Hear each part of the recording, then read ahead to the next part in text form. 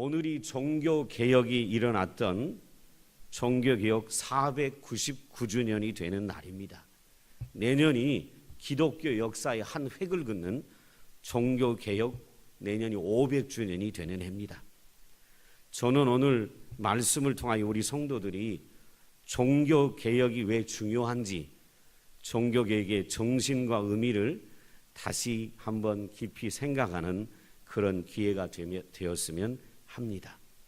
여기 어르신들 오늘 설교가 좀 어려울지 모르겠습니다. 그런데 잘 들으셔야 합니다. 왜냐하면 이겁니다.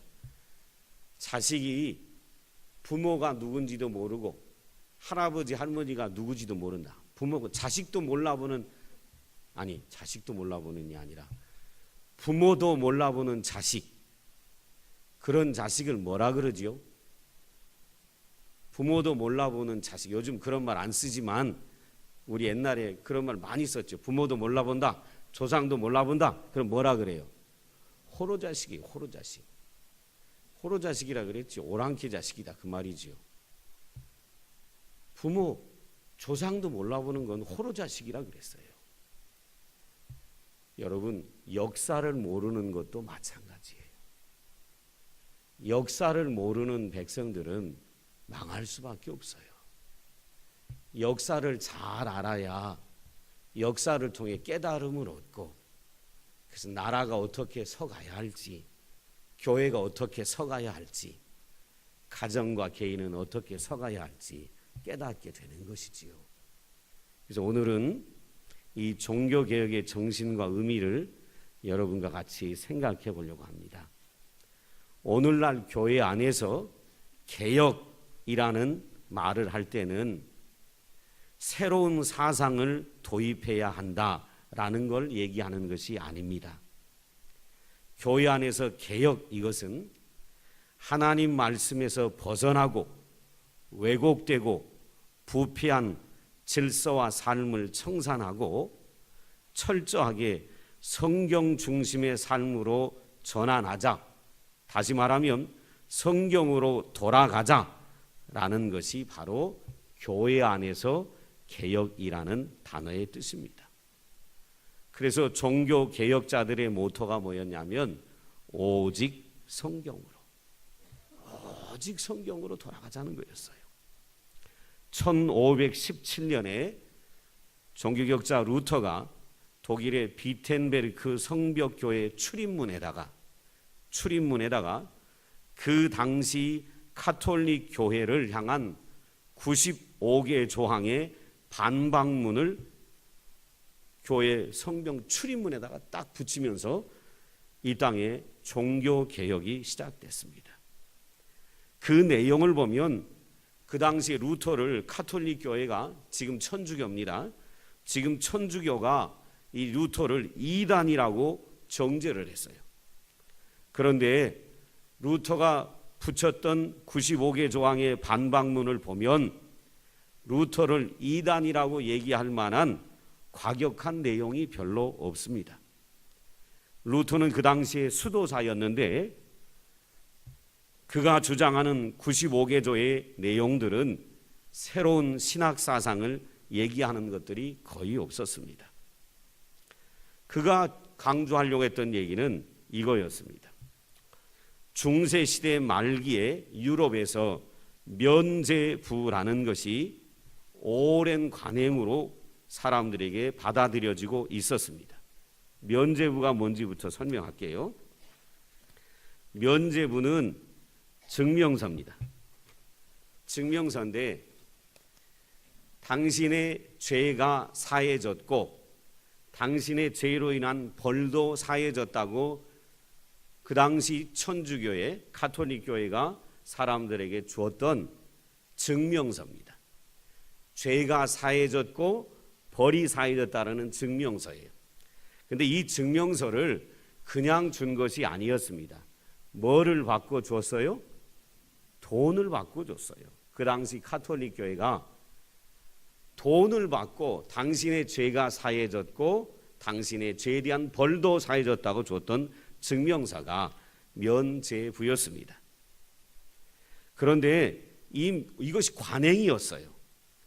관행이었는데 이것을 반대했던 사람이 루터였습니다. 근데 루터만이 반대한 게 아니라 루터 이전부터 이 면죄부를 판매하는 것을 반대했던 사람들이 많이 있습니다. 특별히 그 당시 교황 클레멘트 6세가 면죄부 제도를 관행처럼 내려오던 제도를 아예 공식적인 제도로 공포를 하게 됩니다. 그러면서 이런 얘기까지 하기 시작했어요. 이 면죄부를 사게 되면 죽은 사람들의 영혼이 연옥에 머물러 있다가 천국으로 간다. 그러기에 죽은 부모들, 죽은 할아버지, 할머니들, 천국 갔는지 안 갔는지 확신이 없는 우리 할아버지, 할머니, 우리 아버지, 어머니, 연옥에 가 있을 것 같은 그분들이 이거 사면 천국으로 갈 수 있다. 그래서 죽은 영혼들에게도 도움이 되고 살아있는 사람들에게도 도움을 된다. 이렇게 해서 그 당시 중세 가톨릭 교회가 면죄부를 판매를 했습니다. 이 면죄부 판매에 대해서 반론을 제기한 신학자들이 많았습니다. 루터가 시작은 아니었습니다. 그런데 루터는 이것을 공개적으로 95개 조항을 딱 만들어서 그 당시 비텐베르그 성벽교회 출입문 정면에다가 딱 붙여버린 것이었습니다. 이것이 다시 성경의 가르침으로 돌아가자는 것이었고 인류 역사의 방향을 바꾸는 계기가 됐습니다. 이 종교개혁이요, 단순히 교회 안의 개혁으로 머물지 않았습니다. 이 종교개혁으로 말미암아 여기서 다 얘기할 수 없는데 인류의 역사가 바뀌었어요. 루터가 특별히 이 95개조에서 하고 싶었던 얘기는 이거예요. 면죄부 때문에 죄가 사해지거나 죄에 대한 결과로는 벌이 사해지는 게 아니라, 제가 지금까지 이 신학교를 나온 분들도 루터가 95개조 반박문을 냈다는 것을 지식으로만 들었고 역사로만 들었지 95개 조항이 뭔지를 목사들도 읽어본 적이 없어요.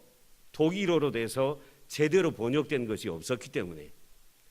근데 제가 이번에 95개조 반박문을 문자 그대로 번역한 분의 번역문을 제가 받아서 찾아서 2번을 95개조를 쭉 읽어봤어요. 95개 조항을 읽으려니까 시간이 꽤 가요. 생각하며 읽어야 되니까 무슨 말인지. 읽어봤는데요, 루터가 하려고 하는 얘기는 크게 두 가지예요. 하나는 뭐냐면 면죄부로 죄가 사해지는 게 아니라 신자는 진정한 회개를 하나님께 해야 된다. 그 얘기를 해요. 진정한 회개를 하나님께 해야 된다. 그리고 이 면죄부는 다 헛된 것이다 라는 것을 고발하고 비판한 내용이 95개조 조항이에요. 이것이요, 그 당시 신자들에게 엄청난 영향을 줬고 그 당시에 거의 철옹성 같았던 교황의 권세를 무너뜨리는 계기가 됩니다. 제가 95개 조항 중에 한 5개만 그대로를 여러분한테 읽어 드릴게요. 95개 조항의 제1조항입니다. 우리들은 주님이시며 선생이신 그리스도께서 회개하라고 말씀하셨는데 이는 신자들의 전 생애가 참회가 되어야 한다는 것을 의미한다. 두 번째, 4조항을 읽어드리겠습니다.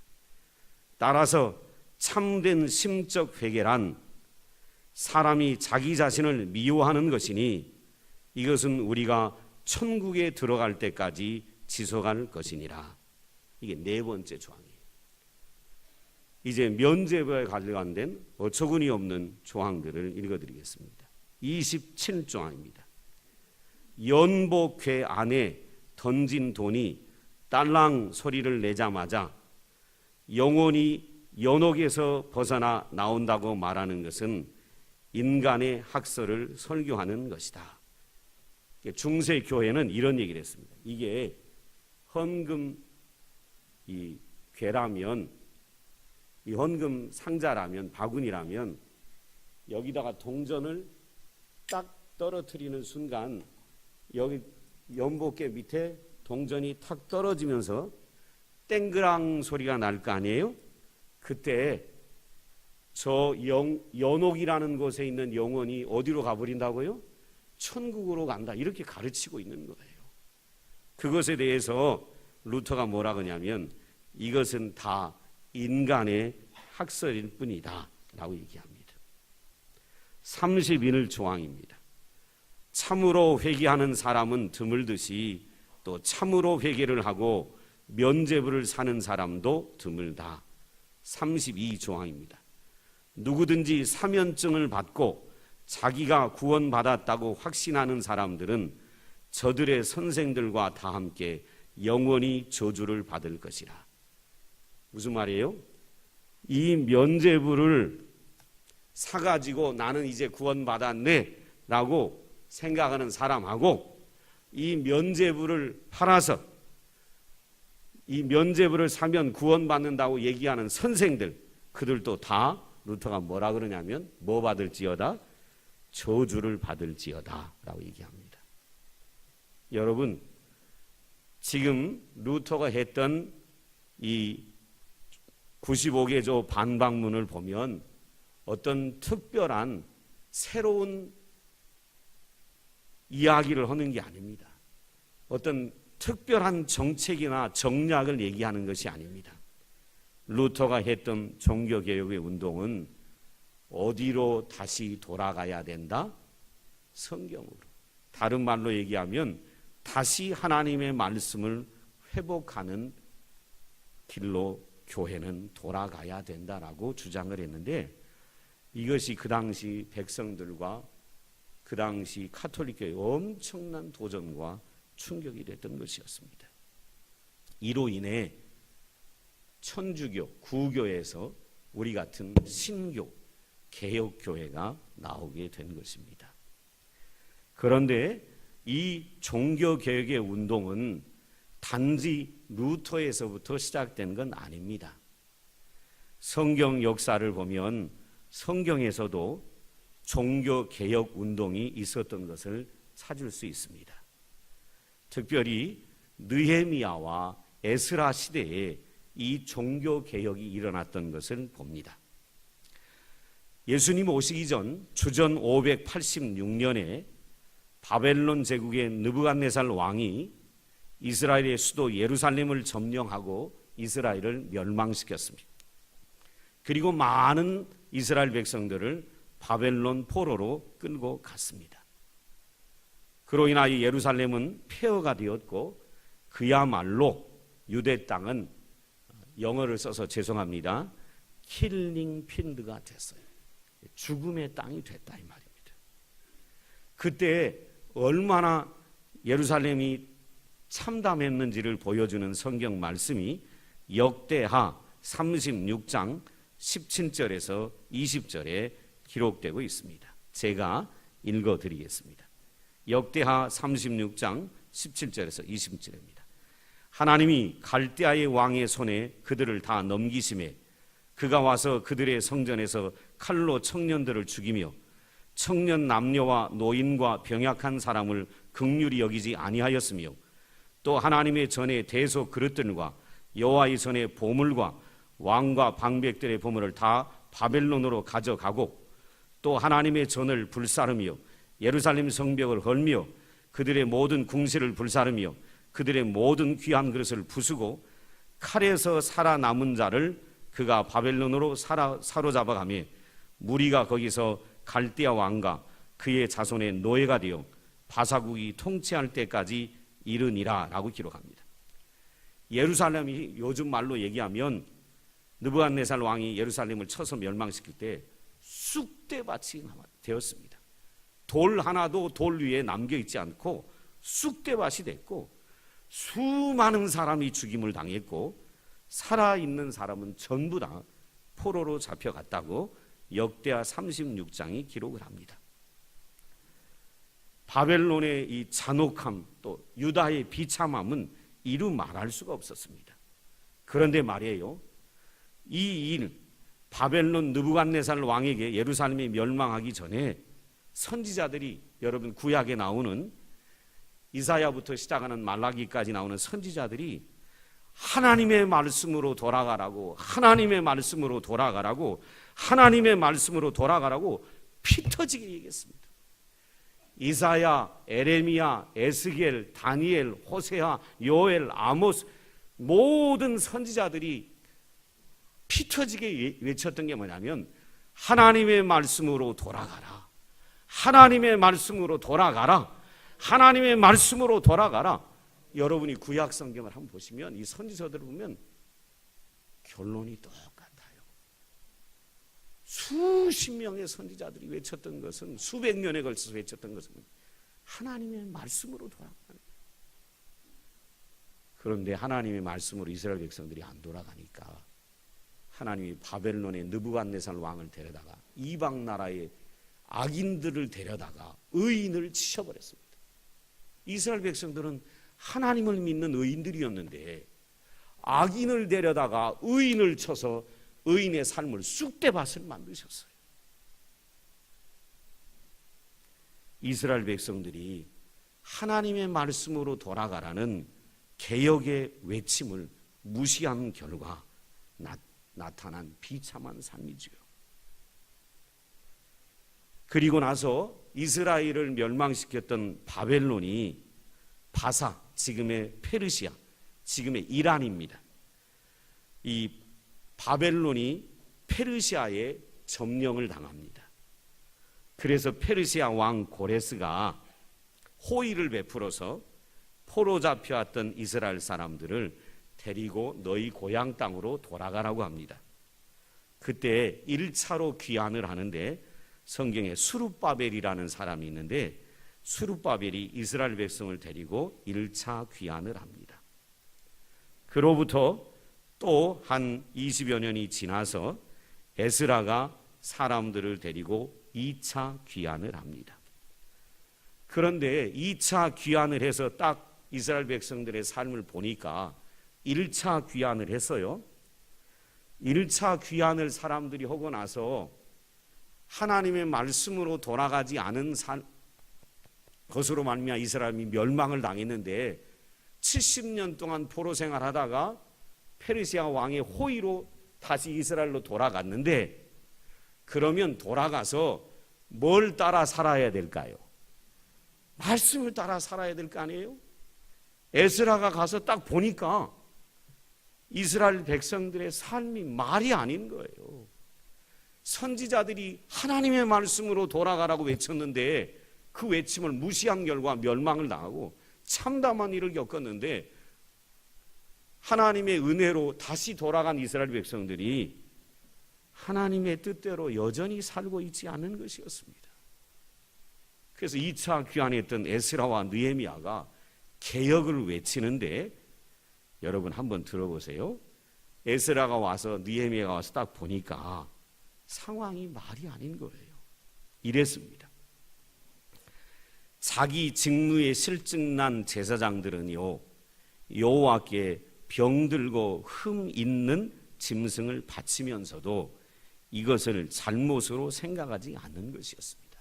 여러분, 레위기에 보면 하나님께서 제사를 드릴 때는 어떤 걸 드리라 그랬죠? 흠 없고 순전한 것을 드리라 그랬어요.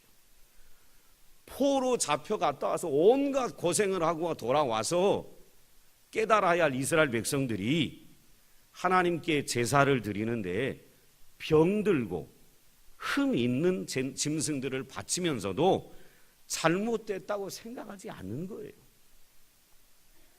더욱이 이 율법을 집행해야 할 제사장들이 처신을 더욱 잘못하는 것이었습니다. 뿐만 아니라 일반 사람들은요, 안식일을 무시하고 버젓이 장사를 합니다. 구약 성경에서는 안식일을 뭐라 그랬죠? 거룩히 지키라. 이날에 뭐 하지 마라? 일하지 마라. 그런데 그 갖은 고통을 겪고 포로 잡혀갔다 돌아오는 이스라엘 백성들이 여전히 안식일을 무시하고 버젓이 장사하는 것이었습니다. 그리고 평신도들은 11조를 내지 않습니다. 11조를 내지 않으니까 그 당시 제사장들은 하나님만 일만 허라고 하나님이 땅을 분배할 때 제사장 레위 족속들에게는 땅을 주지 않으셨어요. 이스라엘 백성들이 하나님께 드린 헌금으로 레위 족속들이 살아가라고 땅을 주시지 않았지요. 그런데 이 당시에 이스라엘 백성들이 11조를 내지 않으니까 레위인들, 제사장들 생계 마련이 안 되는 거예요. 그래서 제사장들이 자신의 직무를 소홀히 하고 돈벌이에 급급하는 것입니다. 먹고 살려고. 그리고 영성은 약화되어서 윤리와 개인의 도덕은 문란하기 이루 말할 수가 없었습니다. 이혼이 성행했고요. 부자들이 임금을 착취했고 약한 자들을 이용했습니다. 가난한 이들은 흉년으로 인해 세금을 내기가 어렵게 되자 자기 전답을 저당 잡히고 돈을 빌려서 쓰는데 못 갚으니까 자녀들이 노예로 전락합니다. 더욱이 이스라엘 백성들에게 하나님이 가나안 땅에 들어가면 절대로 이방 여인들과 이방 자녀들과 통혼, 결혼하지 말라고 했는데 에스라 느헤미야가 와서 보니까 이방인들과 통혼을 하는 것입니다. 유대 공동체의 순수성이 지켜지고 있지 않은 것이었습니다. 이것을 보고 에스라와 느헤미야가 통분합니다. 그런데 지금 제가 설교 준비를 하면서 에스라가 느헤미야가 귀환했을 때 이스라엘 백성들의 공동체의 모습이 말이 아니었던 모습을 보니까 이 모습이 오늘날 우리의 모습과 똑같아요. 수천 년 전의 이야기인데 똑같아요. 많은 목회자들이 불법과 부패를 하고 있고 오늘도 많은 성도들이 안식일을 거룩하게 지키지 않고 버젓이 장사를 하고 있고 오늘 많은 성도들이 하나님이 11조 하면 한 창고에 쌓을 것이 없도록 축복하시겠다고 하는데 11조를 내지 않고 오늘날 이혼이 성행하고 부자들은 임금을 착취하고 약한 자들을 이용하고 외국에서 이렇게 이주한 이주 노동자들을 아주 험악하게 다루고 임금도 주지 않고 노예제도만 없지 수천 년 전이나 지금이나 아무것도 달라진 것이 없는 그런 모습을 보게 되지요. 그래서 느헤미야가 와서 말이죠. 느헤미야 5장에 보면 5장 1절에 이렇게 얘기합니다. 그때의 백성들이 그들의 아내와 함께 크게 부르짖어 그들의 형제인 유다 사람을 원망하는데 일반 백성들이요 고리 대금에 착취를 당하고 전답을 저당 잡혔다가 못 갚으니까 자녀가 종이 되고 이것을 보고 느헤미야가 개혁을 단행하는데 백성들의 불만을 잘 들은 다음에 단호한 조치를 취합니다.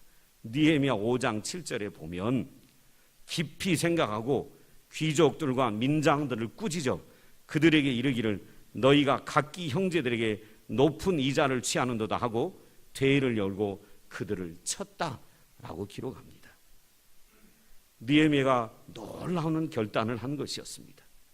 그 당시에 사회적 통념, 관행 그대로 느헤미야가 따라가지 않았고 하나님의 법에 맞추어 그 시대를 개혁했던 것을 볼 수 있습니다. 여러분, 개혁이 뭘까요? 새로운 사상을 얘기하는 게 아니라 개혁은 하나님의 말씀으로 돌아가는 것. 그것이 바로 성경은 진정한 개혁이라고 합니다. 성경에 개혁이라는 단어가 딱 한 번 나와요. 이 두꺼운 성경에 개혁이라는 단어가 딱 한 번 나오는데 그 개혁이라는 단어는 히브리서 9장 10절에 나옵니다. 히브리서 9장 10절에 헬라어로 디올도시스라는 개혁이라는 단어가 딱 한 번 나와요. 그런데 이 디올도시스라는 개혁이라는 단어의 뜻은 뭐냐면 이거예요. 허물과 죄로 죽었던 어두움의 자리에서 하나님과 사귐이 있는 참 빛으로의 회복을 의미한다라고 말합니다. 그러니까 교회가 말하는 진정한 회복은 뭐냐면 하나님께로 돌아가는 것이고 말씀으로 돌아가는 것이 진정한 회복인 것입니다. 그 회복으로 돌아가 말씀으로 하나님께로 돌아가는 모습을 잘 보여준 게 오늘 본문이에요. 오늘 읽었던 에스라 10장 한번 보세요. 느헤미야가 에스라가 돌아와서 종교를 개혁하는데 개혁하면서 하나님께로 말씀으로 돌아가자고 했던 게 뭐냐면 다른 게 아니에요. 모습을 한번 보세요. 1절, 2절 한번 1, 2, 3절 한번 보세요. 1절 보세요. 에스라가 하나님의 성전 앞에 엎드려 울며 기도하여 죄를 자복할 때 많은 백성이 크게 통곡하며 이스라엘 중에서 백성의 남녀와 어린아이의 큰 무리가 그 앞에 모인지라. 여러분, 하나님으로 말씀으로 돌아가는 게 뭘까요? 1절 보니까 지금 뭐 하고 있는 거예요? 1절 보니까 뭐 하고 있어요? 진정한 회개를 하고 있는 거죠. 에스라가 하나님 성전 앞에 엎드려 울며 기도하고 죄를 자복하니까 온 이스라엘 백성들도 통곡한 거지. 정말 하나님께로 말씀으로 돌아가는 건 뭘까요? 그냥 입으로 몇 마디 하나님 나 이제 지었어요 라고 회개하는 게 아니라 가슴을 토하는 진정한 회개를 하는 것이 하나님께로 돌아가는 것이고 말씀으로 돌아가는 것이고 그것이 개혁인 거예요. 그리고 이스라엘 백성들이 회개하는데 뭘 지키지 않았다고 회개하는가 볼까요? 3절 한번 보세요. 3절. 곧 내 주의 교훈을 따르며 우리 하나님의 명령을 떨며 준행하는 자의 가르침을 따라 이 모든 아내와 그의 소생을 다 내보내기로 우리 하나님과 언약을 세우고 율법대로 행할 것이라. 뭐대로 가겠다는 거예요? 말씀대로 돌아가겠다는 거예요. 이 한 구절에 말씀을 표현한 구절이 여러 단어가 나오잖아요. 교훈, 명령, 준행, 언약, 율법. 한 구절에 말씀으로 돌아가겠다는 말을, 그렇게 행하겠다는 말을 이스라엘 백성들이 얼마나 많이 하는지 몰라요. 여러분, 저와 여러분이 기억했으면 할 것이 있습니다. 종교개혁 500주년을 맞이하면서, 내년이 500주년이지만 종교개혁 500주년을 맞이하면서 저와 여러분이 한번 돌아봐야 합니다. 그리고 우리 안에 개혁이 일어나야 돼요. 개혁은 저 박근혜 대통령이 내려와야 개혁이 일어나는 게 아니에요. 저 일은 어제도 있었어요. 독재자인 박정희 대통령도 있고 전두환도 있었고 노태우도 있었고 나라를 말아먹을 것 같은 사람은 지금 대통령만 있었던 게 아니라 수없이 있었어요. 수없이. 근데 제도를 바꾸고 헌법을 바꾼다고 바뀌는 게 아니에요. 뭐가 바뀌어야 진짜 우리가 원하는 건강한 나라, 좋은 교회가 세워질까요? 이겁니다. 바울이 얘기했던 저와 여러분이 모두 다 죄인입니다. 맞습니까? 그래서 바울이 우리에게 한 얘기가 있죠. 로마서 12장 2절에 너희는 이 세대를 본받지 말고 오직 마음을 새롭게 함으로 변화를 받아 하나님의 선하시고 온전하신 뜻이 무엇인지 분별하도록 하라. 여러분, 성경은, 주님은 네 마음을 새롭게 하라는 거예요. 네 마음을 새롭게 하고 네가 변화받아 하나님의 선하고 온전하신 뜻을 위해 살아가라.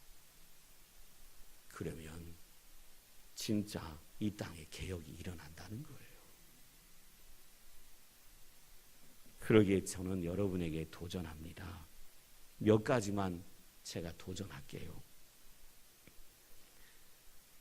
이 종교개혁 기념주의를 맞이해서 제가 몇 가지만 도전할게요. 그 한 가지가 뭐냐면요, 늘 죄인의식을 갖고 날마다 회개하는 삶을 살아가는 것이 참 신앙인의 모습입니다. 날마다 죄인의식을 갖고. 아까 읽었던 루터가 95개조 조항 제1조에 뭐라고 했다고 제가 말씀드렸죠? 우리들은 주님이시며 선생이신 그리스도께서 회개하라고 말씀하셨기에 신자들은 전생애가 참회가 되어야 한다. 네 번째 뭐라 그랬어요? 참된 심적 참회란 사람이 자기 자신을 미워하는 것이니 이것은 우리가 천국에 들어갈 때까지 지속하는 것이다. 여러분, 개혁은 내 마음에서부터 일어나야 돼요. 내 마음이 변화되고 새롭게 되고, 그리고 하나님의 기쁘신 뜻, 선하신 뜻을 분별하고 쫓아가려고 할 때 이 땅이 개혁이 일어나고요. 헌법 바꿔도 난장판이에요. 조직 바꿔도 난장판이에요. 가장 민주화됐다라고 하는 미국 한번 보세요. 미국 지금 대통령 선거 앞두고는 미국 한번 보세요. 속된 말로 개판이에요. 선거하는데 개판. 사람 얘기하면 좀 미안하지만 트럼프인가 카든가 화통가 이름이 트럼프인지 트럼펫인지 화통인지 트럼프 보세요. 완전히 개판인 친구가 미국 대통령이 되겠다고 나와가지고 미국 백성들의 절반의 지지를 받아요. 미국 사람이 제정신이 아닌 것 같아. 내가 아무리 봐도. 세계에서 가장 민주화된 나라, 가장 민주화된 헌법, 조직을 갖고 있는데 완전히 막 나가는 개판을 대통령 후보로 내세워가지고 그를 막 지지하고 있어요. 미친놈들이에요. 미친놈들. 미안해요. 미국은 한국 사람 보고 저것들 아주 미친놈들이라고 그럴 텐데 내가 보기엔 저 미국이 아주 미친놈들이야. 정신 이상자들이야. 헌법 바꾼다고 될까요? No. 최고의 헌법을 가졌는데 안 돼요. 미국. 조직 바꾸면 돼요? No. 아니요. 기억하셔야 돼요. 개혁은 오늘 제가 한 설교는 방송에도 다 삭제해줘요. 또 미국 CIA가 와서 또 나를 잡아가거나 우리 국정원이 오면 또 골치 아파지니까. 여러분, 개혁은 나로부터 시작합니다. 남을 얘기하고 대통령 조직 이거 아무리 바꿔도 또 나오잖아요. 독재자 무너뜨리고 민주정부 세웠는데 또 나오잖아요. 지금 이 정부 무너뜨리면 안 나올까요? 또 나와요. 왜? 인간의 죄악이 타락한 본성을 갖고 있기 때문에. 똑같은 사람이 또 나오지요. 저와 여러분의 심령이 새로워져야 합니다. 그래야 이 나라가 새로워지고 이 민족이 새로워져요. 그리고 우리 모두 말씀으로 돌아가야 돼요. 말씀으로. 저는 이제 몇 가지 제안만 하고 말씀 마칠게요. 늘 죄인의식을 갖고 죽는 그날까지 회개의 삶을 살아가는 평안의 식구들 되기를 주의 이름으로 축원합니다. 그게 참 신앙이에요. 사도 바울도 다윗도 주기철 목사님도 손양원 목사님도 늘 참여하며 살았던 분들입니다. 그리고 한 가지 더 말씀드리고 싶으면 자기 자신에 집착하는 이기주의를 버리고 하나님의 주권과 영광을 위해 살아가는 하나님 중심의 삶을 사는 우리 평안의 식구들 되기를 축원합니다. 인간이요, 누구 하나 예외 없이 다 이기적이에요. 내 인생, 내 미래, 내 가정, 내 자녀 여기에 집착하고요. 사실 하나님의 나라, 하나님의 영광, 하나님 중심으로 살려고 하는 삶을 가진 태도를 가진 사람이 많지 않아요. 저는 우리 평안의 식구들이 하나님 중심의 삶의 태도를 가지고 살아가려고 하는, 어찌하면 하나님의 영광을 드러낼까? 내가 어떻게 편하게 사나? 내 미래가 어떻게 편안하나? 내가 어떻게 잘 먹고 잘 사나? 이게 아니라 하나님의 영광, 하나님 나라를 위해 내가 뭘 할 것인가? 이걸 생각하는 우리 평안의 식구들 되기를 간절히 소원합니다. 마지막으로 한 가지 덧붙여 드리면, 하나님 말씀에 온 힘을 다 기울이는 평안의 식구들 되시기를 주의 이름으로 축원합니다. 온 하나님 말씀. 여러분, 종교 루터가 강조했던 건 크게 두 가지라 그랬어요. 모든 이 땅의 하나님의 백성들은 참된 회개를 해야 한다. 면죄부 이것 때문에 죄가 사해지는 게 아니라 참된 회개를 해야 된다. 그리고 이 면죄부는 무용지물이다. 이걸 루터가 얘기했어요. 근데 루터를 포함한 종교 개혁자들이 우리에게 가져다는 선물이 크게 두 가지예요. 여러분 이걸 아셔야 돼요. 종교 개혁자 루터, 칼빈, 즈빙글리, 그 당시 유명한 종교 개혁자들이 우리에게 가져다는 선물이 두 가지였어요. 그게 뭐냐면요, 우리에게 성경을 선물로 줬다는 거예요. 무슨 말이냐? 루터나 칼빈이나 종교개혁자들이 나오기 전에는 성도들의 손에 성경이 없었어요. 이 성경은 누구 손에만 있었어요? 그 당시 사제, 요즘 표현으로 하면 신부의 손에만 성경이 있었어요. 그러니 백성들이 성경을 본 일도 없고 성경을 자기 스스로 읽은 일도 없어요. 사제들만 갖고 있어요. 그러니 사제들이 거짓말을 쳐도 성도들은 모르니까 다 넘어가는 거죠. 이 종이 딱지를 살면 당신의 죄도 사해질 뿐만 아니라 당신의 부모의 죄도, 할아버지 할머니 죄도 다 사함받아서 당신들이 이거 면죄부를 사면 당신들의 조상도 부모도 연옥에서 천국으로 간다. 그러니까 막 다 마음이 동해가지고 이거 사죠. 이거 안 사겠어요? 다 사죠. 이 얘기 안 하려고 했는데 이 얘기 합니다. 저희 아버님이, 저희 집안에서 아버님 어머님 예수를 처음 믿었잖아요. 그리고 우리 할아버지 할머니는 예수가 누군지도 모르고 돌아가셨잖아요. 옛날 부모들은, 할아버지 할머니들은 복음이 들어오기 전에 돌아가셨으니까 들어본 적도 없잖아요. 저희 아버님이 1년에 한 2차례씩 저희 고향 땅을 이렇게 가시는데, 작년 가을에, 올 봄인가? 저하고 저희 형님하고 형제들을 데리고 가셨어요. 가셔서 산소에서 기도를 하는데 성경적으로 안 맞는 기도를 우리 아버님이 하는 거예요. 우리 아버지가 성경을 몰라서겠어요? 목사신데, 신학을 공부했는데, 목사신데, 성경을 가르치는데 성경으로 안 맞는 기도를 당신이 하시면서도 이게 안 맞는 기도라는 걸 모르겠어요? 알죠? 아는데도 이런 기도를 하시더라니까요. 하나님, 우리 아버님이 할아버지 산소에서 하나님 서서 기도하는데 우리 아버님 좀 불쌍히 여겨주세요. 여러분, 돌아가신 분을 위해서 기도하면 돼요? 안 돼요? 안 돼요. 돌아가신 분을 위해 불쌍히 여겨달라고 위치가 바뀌어요? 안 바뀌어요? 안 바뀌어요. 안 바뀐 걸 너무도 잘 아실 텐데 우리 아버지가 왜 그런 기도를 하실까요?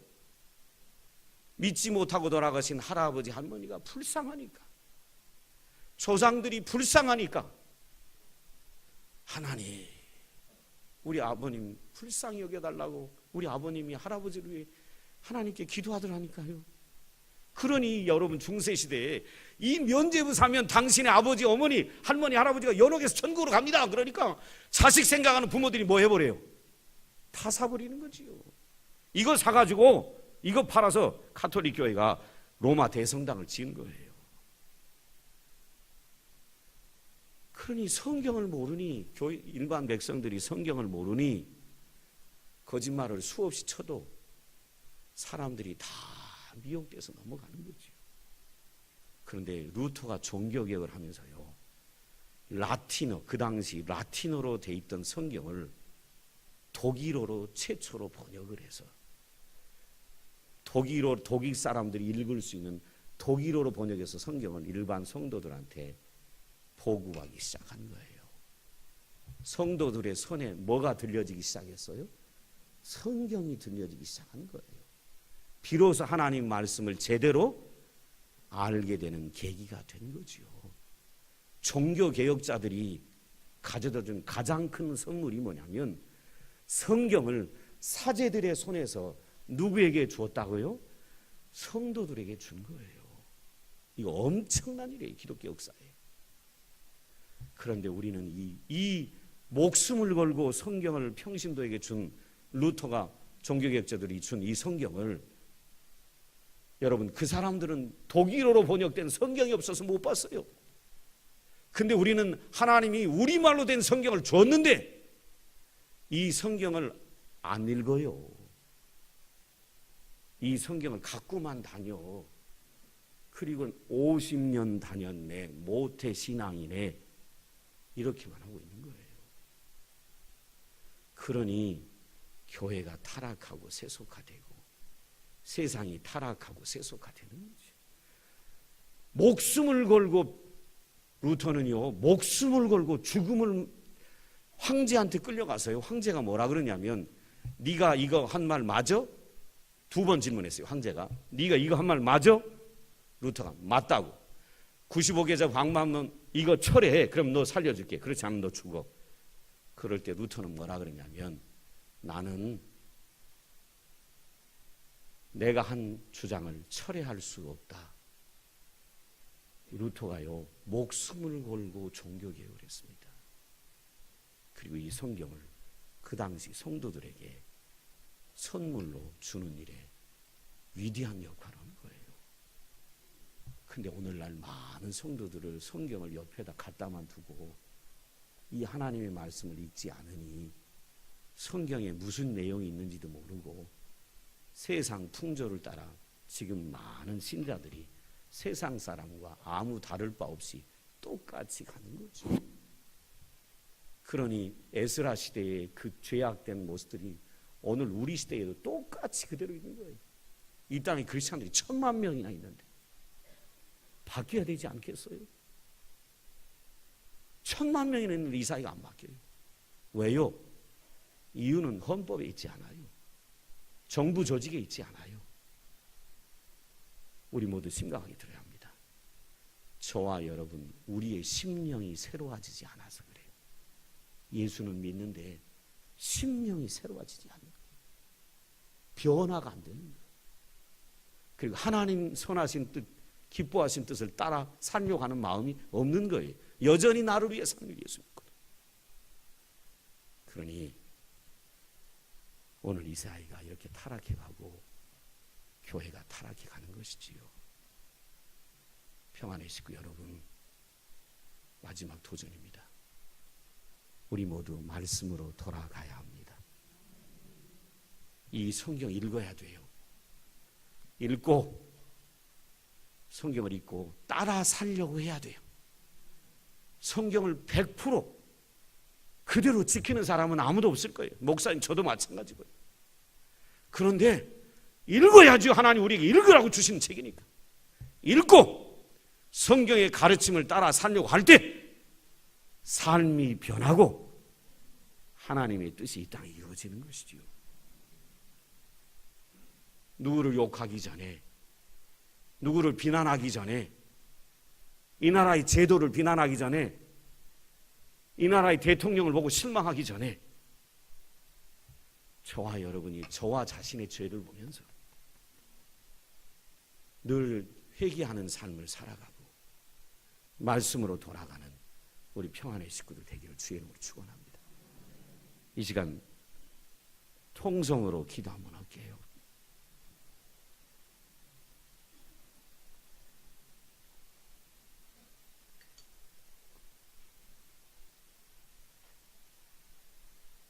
통성으로 기도합니다.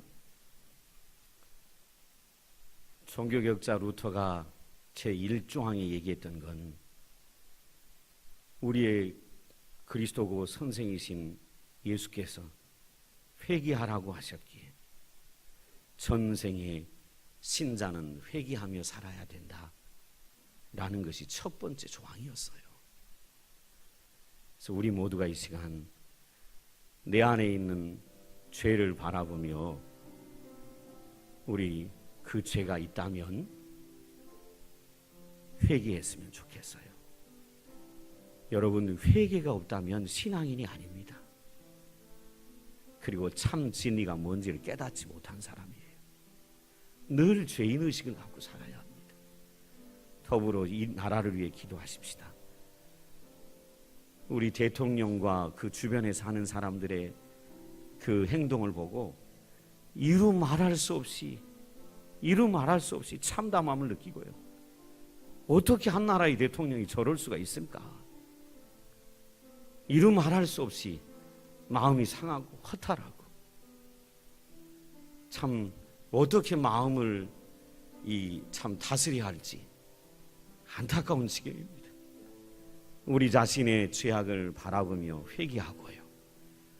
그리고 이 나라 대통령 주변에 있는 많은 어리석은 사람들, 아버지 하나님 저들을 깨닫게 하시고 저들 회개하게 도와주시고 변명하고 합리화시키려고 하는 못된 사람들 되지 않게 하시고 저들 회개하고 진정으로 낮은 자리에 내려오도록, 또 이 나라가 위기인데 하나님, 이 나라 하나님께서 지켜달라고, 대통령이 이 나라의 왕이 아니라 하나님이 이 나라의 왕이시니 왕이신 하나님이 이 나라를 지켜주셔서 이 위기를 잘 극복하게 도와달라고 우리 큰 소리가 아니어도 좋습니다. 잠시만 말씀을 생각하며 잠시만 통성으로 기도합니다. 사랑이 많으신 아버지 하나님, 오늘 하나님, 이 하나님 예배하는 자리로 불러주셔서 말씀을 듣고 이 시간 돌이키게 도와주시니 감사합니다. 주여, 말씀을 더 사랑하지 못했던 죄악을 회개합니다. 말씀을 더 가까이 하지 못했던 죄악을 회개합니다. 말씀을 읽지 않았던 죄를 회개합니다. 말씀을 읽지 않았기에 말씀대로 살지 않았던 죄악을 회개합니다. 오 하나님, 용서하여 주시기를 간절히 빈곤합니다. 주님, 말씀을 읽다 보면 하나님을 더욱 사랑하라고 하시고 이웃을 더욱 사랑하라고 하시는 하나님의 뜻을 깨닫게 되는데, 하나님을 더욱 사랑하지 못했던 죄악을 회개하오니 아버지 용서하여 주옵소서. 이웃을 더 사랑하지 못했던 죄악을 하나님 용서하여 주옵소서. 주여, 하나님 예수 믿고 구원받았음에도 여전히 하나님 이기적이여 나 자신만을 생각하고 내 가정, 내 자식, 내 미래, 내 아니, 내 편안함만을 생각하며 살아가는, 입으로는 하나님을 사랑한다고 하고 입으로는 하나님의 영광을 얘기한다고 말하지만 정말 하나님의 영광을 위하여, 하나님 나라를 위하여 헌신과 희생이 없는 이 죄악된 모습을 하나님 용서하여 주시기를 간절히 빈곤합니다. 주여, 하나님, 나라가 문제가 아니라, 제도가 문제가 아니라 내가 문제임을 이 시간 하나님 깨닫도록 성령 하나님 이 시간 임재하시고 역사하여 주옵소서. 예수를 믿었으나 마음이 새롭게 변화되지 않고, 예수를 믿었으나 하나님 변화의 삶이 없고, 예수를 믿었으나 하나님의 뜻을 쫓아가는 건 먼 이야기고, 늘 나만을 생각하며 살았던 이 죄악 하나님 회개하오니 용서하여 주시기를 간절히 빈곤합니다. 아버지 하나님, 이 나라를 불쌍히 여겨 주옵소서. 주여, 하나님 대통령의 어처구니 없는 일과 주변에 하나님이여 제대로 된 하나님이여 오 하나님 관료들이 없어서 나라가 하나님 위기를 겪고 있습니다. 주님, 이 나라를 불쌍히 여겨 주시고 대통령과 주변에 있는 모든 자들이 하나님 회개하도록 성령이여 역사하여 주시기를 소원합니다. 하나님, 하나님이 이 나라의 왕이십니다. 대통령이 이 나라의 왕이 아니라 하나님만이 이 나라의 왕이시니 하나님이 나라를 통치하셔서 이 나라가 바로 서게 하시고, 이 나라가 하나님 북핵의 위기, 경제의 위기, 또 여러 가지 하나님 위기로부터 이 나라가 위기를 잘 넘어갈 수 있도록 주여 도와주시기를 간절히 빌고원합니다. 모든 거 하나님께 의탁드리옵고 우리 주 예수님의 이름으로 기도드리옵나이다. 아멘. 찬송가 259장 찬양하시며